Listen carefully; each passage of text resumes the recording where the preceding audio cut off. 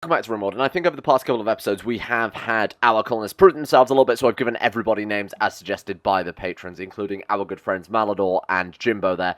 Basically everybody got a name, so, you know, you can see them with your eyes. Not only that, we actually got a new recruit there who was Croesus, was something else the last episode. One of the dwarfs recruited as I was doing my usual pre-video check to make sure that everything wasn't going to catch fire during the campaign here, so congratulations, welcome to the colony. We need to set this dude up, though, and actually give him some jobs. So what are you good at, Croesus? Let's see here. Passionate and artistic, good at social, good intellectual as well, good at melee and shooting. Jesus, okay, so you're a very good all-round character, really. Let's get you equipped before we do absolutely anything else. Can grab this as a sidearm as well. And get your walking axe. Nice, okay, there we go. And I think we've got enough armor for him as well. He's already got royal plated armor, which seems a little bit odd, but I guess he's picked up Bonnet Bigly's old stuff there. He's got boots, he's got gauntlets, all he needs is a hat, and he's basically good to go here. Oh, conveniently enough, the Death Mask of Friendship. One of those classic Death Masks of Friendship. Holy shit, look at our lineup here. Of course, we've got a couple of guys there with some special gear, but everyone else is looking pretty goddamn good. So I think the goal for today should be actually doing some building, like significant building work. I know I said this every episode and we never really get much done, but I really want to finish off this district. Defenses are paramount. My good friend Josh, famous for the Warhammer Geheimnisnet series that we did very many months ago, basically sent me a message saying the reason that our raids are getting the upper hand for the most part is that it takes us longer to get from our base to here than it does for them to spawn in at the edge of the map and walk over. So I'm thinking, quite simply, we don't want a kill box, because as many of you have said, they're very, very OP in this. What we want is something that acts as a choke point, but is also not a kill box, but a kill area, is essentially what I'm going for here. And what are these? These are flagstones, are they? Yeah, slate flagstones, so we could just build these around it.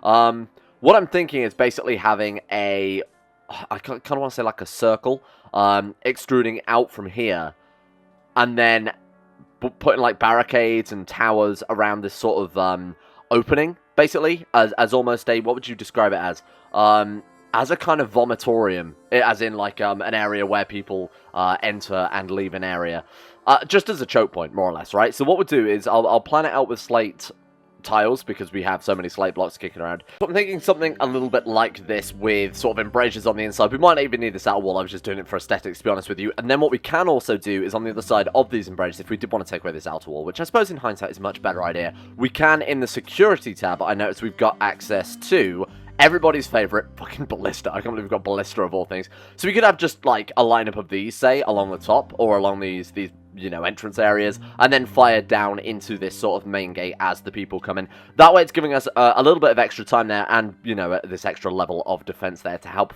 filter them through a little bit more. Because as they come to this gate, they can spread out again, whereas this forces them to maintain the sort of, how would I describe it, maintain the sort of single file that they are going to be forced through here with, which makes a lot more sense for us trying to defend it. Not only that, we could also fill this area with, you know, barricades, spike traps, that type of things. Caltrops, apparently. That's kind of cool.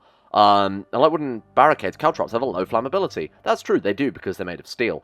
Yeah, this is fine. I think this is a good idea. We'll put one of those on either side. Plus, it looks kind of nice as well. And then some towers as well. Maybe even put that on the outside as well. Wouldn't look too terrible. But yeah, towers with barricades and ballista and that type of thing. Shit, we've got catapults.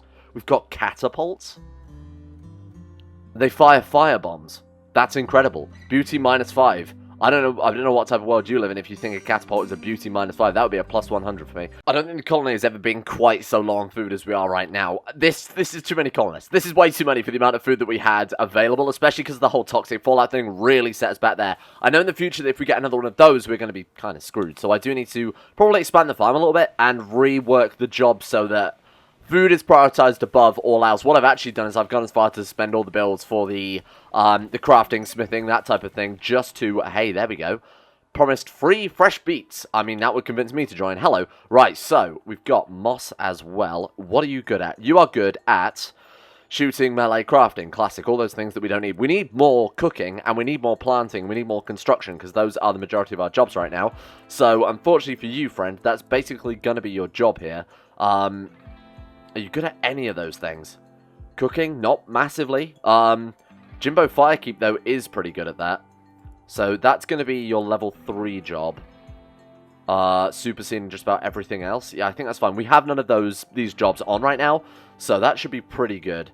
Harvest and Grow, we've got a lot of people on that. Maybe you shouldn't be. Oh, well, yeah, no, maybe you shouldn't be at all.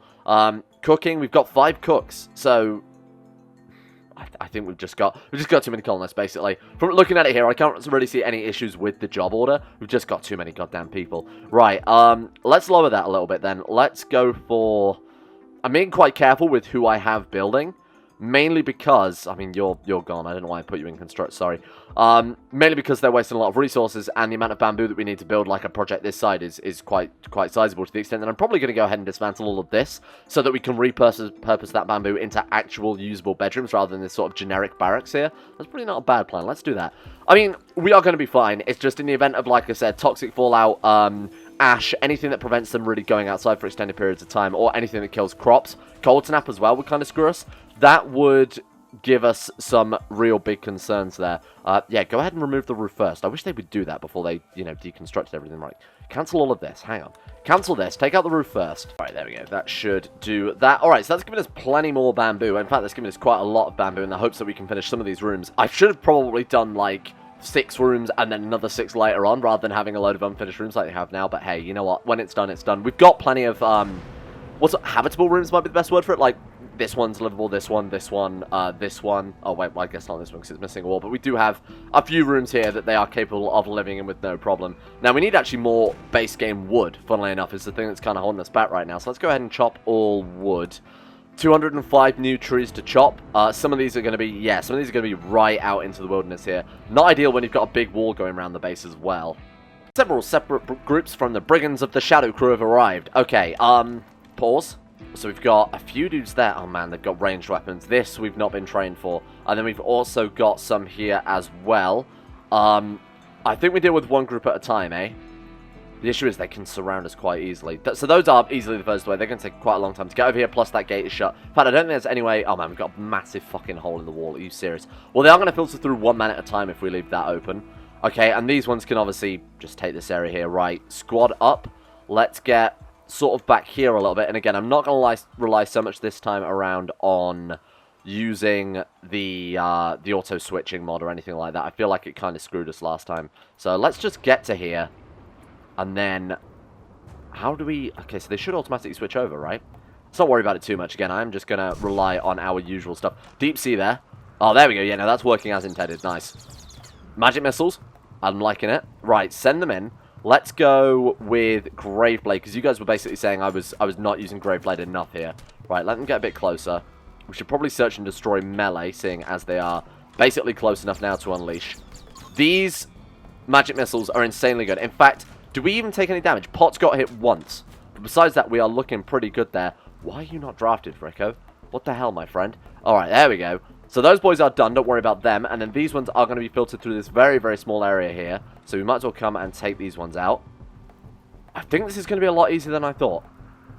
I saw the several groups, and I was a little bit worried there. Okay, where are you going? Do you want to not? That's where we let one get away, and they cause all sorts of havoc. Right, that's it. We just want to lure their attention over here and kind of keep them coming through here one at a time. There we go. Pull back a little bit. Nice, nice, nice. Looking good. There we go. That's it. Take him out. And then you get to use Graveblade. If we... Oh, that looks bad. Oh, God. No, that's terrible. What the fuck is that guy? Enemy archer. What are you? Taking Jimbo. You must be one of the fire wizards that I've heard so much about. The very, very OP fire wizards. Okay, Deep Sea. Nope. Insane Nigel. Hit him with a heal, my friend. Thank you very much. He's back upon his feet. I want that fire wizard. Take him alive. Come on, take him alive. Take him alive. Take him alive. I mean, I can't really do much to influence them taking him alive. Shit. He's instantly killed. That's fine. That's sort of what I'd expect, really, at this stage. Man, they were pretty OP, though, eh? I should probably check everyone we've knocked down just to see if there are any worth trying to pick up here. Right, so Insane Nigel, you need to keep healing people up here, my friend. Everybody else, you're free to go. You boys are all free to leave. Right, how are you doing? Health? No immediate danger. Doesn't matter about you then. You have been stabbed a couple of times. Honestly, it was just that fire wizard that did the most damage, and luckily that's not life-threatening. Yeah, no, honestly, I think everybody's going to be okay. Couple of cuts there, death in 16 hours. I think we're going to be fine with that one. Man, that was a lot easier than the last raid we have, even though it looked a lot more threatening. Right, so we've got Spence here. Let's see what you are good at. It's bio, isn't it, that says just magically gifted there. Okay, and you're nothing really special. We've got Trig. Just underground. Does it say... Yeah, it says in their health, doesn't it? Their class. And we've got Winters. Took a load of Magic Missile. Magic Missile really did save us there. You guys were right on that one. That was very, very powerful. They're all magically gifted, but I don't really know how we upgrade them into magicians, funnily enough, beyond that. Right, this can be a medical room now then, because I don't intend on taking any prisoners this time around. Right, turn that into medical. Get our boys hauled over. Let's allow all. Right, so who have we got? Patches needs healing up. Where is... Oh, Patches probably doesn't need healing up. Patches is just a wimp. So actually, there are only 3 potential life-threatening injuries here, and honestly, they're all, you know, in like 10 hours' time or so. So Patches... Don't worry about Patches, honestly. Patches is being an idiot. Stop auto-casting. Let me deal with this. So I actually think Croesus was the one who took the most damage here. Death in 10 hours. So you get yourself healed up, and then get out of here. That should give him at least a good couple of hours of life. Yeah, look at that. No immediate danger. Yeah, you're good to go. Go and get yourself patched up at your own behest there. Potts is death in 21 hours, 16 hours. Honestly, Potts is our healer, so I'm just going to send him off to go and start healing people. Or beat the fire out, whatever floats your boat. And then you get some more healing from the Nigel train. So I've upgraded Insane Nigel here with an extra level of heal efficiency. And honestly, this dude is basically destroying the need for any doctor. We can just keep him drafted, or I can just obviously manually do it here. And he can just stand here whenever he gets to, I think it's 11.5 mana now. 11.9 mana, so 12 mana, he can instantly heal someone up. So we can just basically pick the person who's the most injured here, which will probably be Fricko. That's still bleeding, so I'm actually going to go ahead and deal with that one. There we go, and he's back to full health immediately. Kind of defeats the point. If we could get another dude with this, I think we would have almost no deaths, no matter what we were hit with. As long as we, you know, defeated the threat and they weren't killed in combat, any survivors would be fine in no time at all. Potts, how are you doing? Resting? We've got an infection with Vricko. Okay, classic. Of course we had. I don't know why our doctors aren't immediately jumping on things here. It's probably because there's so much fire going on. Probably not too much of a terrible idea in the future then to actually reduce doctors down to a lower level of firefighting so it doesn't supersede the doctor. Because of the lightning storm there and the just random fires hitting the place, they weren't healing up the... Oh god, now our doctor's on the floor, of course he is. It was kind of superseding them healing themselves and other people, which has kind of caused a massive pain in the ass at this stage because now our doctor is on the floor because he was too busy fighting fires rather than patching himself up. Right, Insane Nigel, come and get him off the ground, my friend. Boom. Are you alright now? We good? No immediate danger. You're just being a baby at this stage. I'm trying to min-max the bedrooms a little bit more here just to ensure that everybody has somewhere to sleep. And we've just finished another one there. In fact, a lot of these rooms are starting to get done quite quickly. Now, I've cancelled the road temporarily. City seeing as I think aesthetics will come after everybody's got, you know, a roof over their head. But that should be good for now. Lembas Harvest is in. Oh my god, we've got so much Lembas. Like, just an absurd amount of Lembas. We'll just make... I think I've set to make forever, haven't I, with the Lembas bread. Yeah, grind flour and then bake as many loaves as we can there. And then as long as the meals are set and in storage, I think we're good. I don't make too many meals. Again, they do spoil in 9.1 days. But it isn't worth making too many because we just won't simply eat them fast enough. The raw crops will obviously last much, much longer there. Excuse me. A manhunting pack of polar bears have entered the region. Oh, good. Hey, that's free dinner. As far as I'm concerned, that's a good raid. That's better than anything else we could have hoped for here. Right, squad up team. Should be fairly easy. I don't think we even need this many people. I'm going to do it just to ensure that we don't get completely mauled here, because they are polar bears. Let's not underestimate them. Right, that's it. Squad up. Thank you. I need to get that defensive position with Mon. I said it last episode, but I might go and get that in a second. Right, open fire. Magic missiles. So overpowered. Just unbelievably overpowered here. Right, Sonic Blast. Knock them down. Oh, I was a little bit preemptive with that one. Right, let's go Deathblade. Boom. Okay, that one worked very, very well. Bear versus Polar Bear. Rhino versus Polar Bear. Oh, this was easy. Holy shit. Why can't we have more raids like this? No more dwarfs. No more medieval societies. Just Polar Bears. Shaman Merchant. This better be good. I'm hoping this is some sort of... Shaman Merchant. I bet it's going to be friggin' like herbal medicine or whatever. But I was kind of hoping it would be some magical-based stuff. Let's see what they've got anyway. We'll wait for them to get a little bit closer. I'm not waking up Bonnet Bigly just to come trade with what could potentially be the world's worst caravan. We'll move the trading spot back here. I'm probably not going to scum it anymore by sending traders into fight our battles for, as it is kind of undermining the whole point of the raids, eh? So I was only doing that for the fun of it, but... Oh, goodbye? Or goodbye? No? Trade with him. Okay, go and track him down. Apparently they're not interested in us, so we're going to have to go over and show some interest in them. Right, okay, what have you got? A new train marine, seriously? Cerium? It's distilled from pomana through the process of boiling the mashed fruit, which separates the cerium from the pomana. I don't know what that means. Oh, they do have spells. Rain sounds so useful. Oh, wait, we have rain. What a fool. What do they have, then? They have Kinetic Shield, which also sounds pretty goddamn good. Unidirectional force field around a target. That sounds pretty goddamn good. What else have they got here? They also have Squid Leather Fighter Skill, Strong Back. Excuse me? Teach your fighter how to dedicate the allotment of stamina to increase carrying and inventory capacities. Or they've got Arcane Spell Gateway.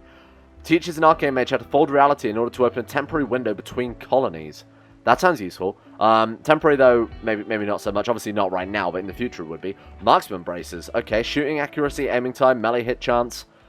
Fairly good, but also incredibly expensive. So they do have magic stuff. Okay, that's pretty good, but it's all fairly useless to us, unfortunately. We're going to sell these because these affect electronics, which I don't think are going to be necessary at all. Dry ground, evaporates water, moisturized ground, transforms sand into usable soil. I don't think either of those, I mean, we have no sand, so those are going to be both useless, I think. Gateway sounds useful. Strong back doesn't seem too terrible, but I would prefer kinetic shield. So I'm going to go for that one just to see what it does. And I didn't realize we already had rain. I'm going to actually teach that to our colonists, just so that if we get any more lightning storms like we've had before, we could quickly try and deal with that. Is there any mage capable of reading those? Apparently so. So Reginald Lyle-Kip, you, my friend, get... a lot of you saying train up the hate, this bar rather than over here, unless we train up these, I guess. I don't know what you meant by top bar in hindsight. That's all the comments said. I would assume these, right? Stamina recovery, we've got stamina cost, maximum stamina or strength increases the damage of combat abilities. We'll spend some time just basically leveling everyone up for a while, because I haven't done this in quite some time. Billowing hate. Increases the amount of hate generated when the Death Knight is wounded by 10%. I mean, we've got to go for that one. If I'd have realised that was there, I'd have done that a long time ago, because that sounds incredibly useful. Right, Nigel, you get yourself some healing, my son. Let's go for mana recovery, I think is more useful, seeing as you are basically just a doctor right now. Deep Sea, you have the Magic Missile level 3 with efficiency level 3. Blink sounds crappy. Summon is just summons objects to them, so that sounds completely pointless. I'm going to go for mana recovery, I guess. Go to decrease mana cost of abilities. Seeing as we're only using... Yeah, I'm going to go for that one, simply because we're only ever using it in short bursts, and it will recover when he's out of combat, but actually, you know, being able to do more with the mana we've got is probably better. Right, and then we've also got... Who else is another magician? We've got you, so you can swap to there, so we've got all the magicians down one end. Right, you have a lot of points here. Oh my god, I don't know what any of these do. What is this one? Sonic Dash infuses their body with an overwhelming amount of energy, uses to propel themselves in a rapid burst of movement. Okay, so they can just move quickly. I suppose that's useful if they're like a harvester, or even if they're a builder delivering resources. Augment movement, is this a passive? Looks like it's probably a passive. Stamina cost 0, just as stamina cost 0, yeah. So, credible feats of psionic strength, what does this do? Reinforces physical strength, gives them bonus to their melee, increases the movement of their hands, increasing manipulation. Okay. This only occurs when the Sonic is named Maximum Sonic Energy. Right, so if we use them in combat and then they immediately go to work, they have to wait until it's recharged before they can use these ones. These sound the most useful, honestly, because that way outside of combat they are fairly useful as well. Movement sounds the most useful of all of them, so I'm actually going to go for that one. And then, oh, you can also go for something else. Stamina, strength, endurance. No, I think we'll leave it for now.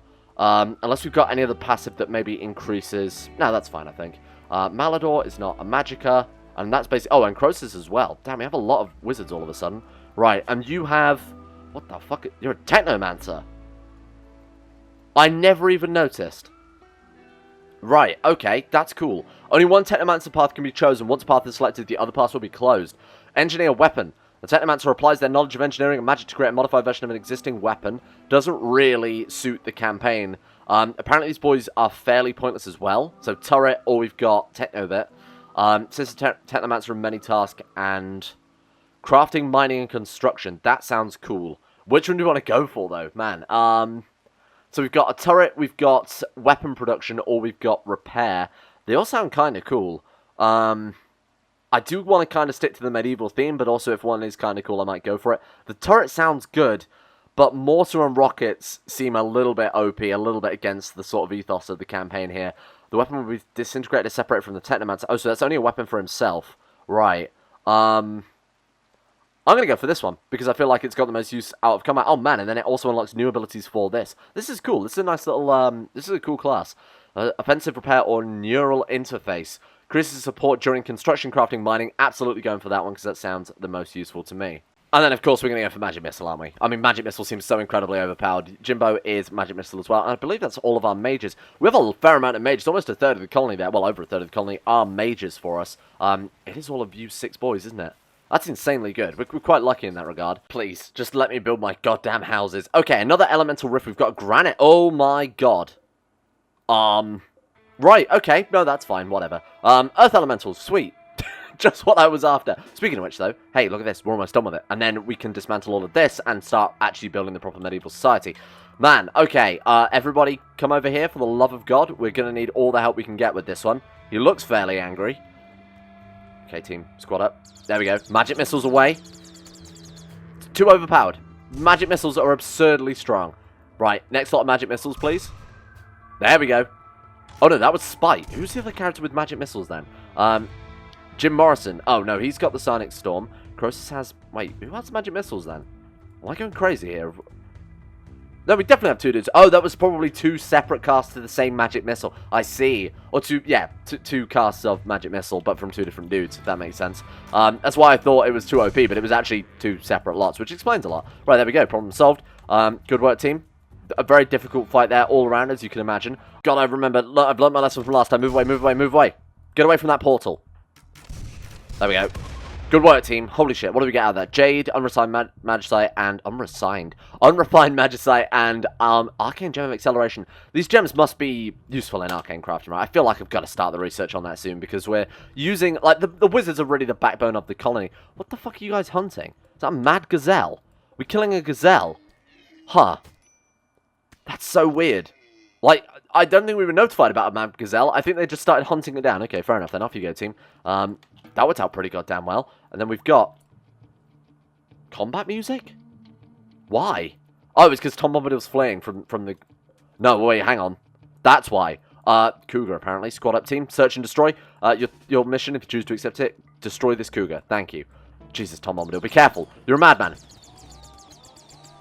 Well, that was a massacre. I'm fairly confident that we're so close to having these houses done that we can just dismantle all the old crap and actually repurpose it and obviously help speed up the building going on down there. This is good. So what I'm going to do is most likely relocate the farms temporarily down here as well, probably in this northern area, and build like a little room for obviously eating, cooking, that type of thing as well. Over here we'll start work on Bonnet Bigly's big castle, and then who's going to go in the noble district? Who deserves it? I mean, Patches and Pots, obviously. I feel like Insane Nigel, almost on the level of middle-class citizen now, considering the amount of lives that he saved. He hasn't done anything particularly egregious to the colony either. Like, people who betray us, people who do things like slaughter the king's dog, those people are going to be banned from, obviously, the higher district. What is this we've got here? Foresters... Oh, we've just got more weapons that... Ah, understandable. It's weird not seeing just dwarven walking axe everywhere, but I suppose it wasn't the dwarves that attacked us that time. Alright, Nigel, this is where you shine. Rainmake, my boy. Did it work? It did. Oh, rainy thunderstorm. Well, that's probably just made the problem even worse. I was trying to put out the fires, but I guess we've really not helped ourselves there. Okay, fine. That's good. So what I've done is...